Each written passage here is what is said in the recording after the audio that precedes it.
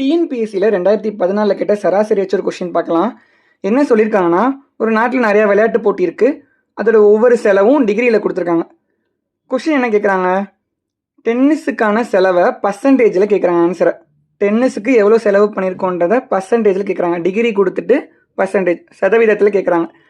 இப்போது நீங்கள் உள்ளே இருக்க எல்லாத்தையும் ஆட் பண்ணி பாருங்களேன், 360 டிகிரி வரும். இதே பர்சன்டேஜில் கொடுத்துருந்தாங்கன்னா நமக்கு 100% வரும். இங்கே டிகிரினால 360 டிகிரி, ஒரு சர்க்கிள்னாலே 360 டிகிரி தானே. இப்போ என்ன பண்ணுங்கள், நமக்கு என்ன கண்டுபிடிக்கணும், 45 டிகிரி தான். ஸோ அதை 360 டிவைட் பண்ணிவிட்டு டிகிரியை பர்சன்டேஜாக மாற்றணும்னா, நல்லா ஞாபகம் வச்சுக்கோங்க, இது கண்டிப்பாக இம்பார்ட்டன்ட்.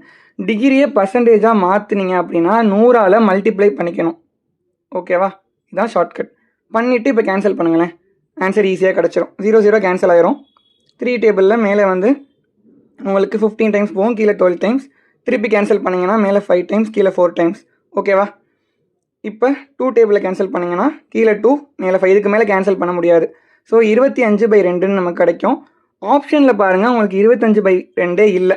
ஸோ மிக்ஸ்டு ஃப்ராக்ஷனில் நம்ம மாற்றணும். 24 2 தடவை கழிச்சிங்கன்னா உங்களுக்கு பாதி கிடச்சிருமா, 12 கிடைக்கும். மீதி 1 கழிச்சிங்கன்னா அரை. ஸோ 12 1/2 கிடைக்கும். So option A 12 1/2 is the correct.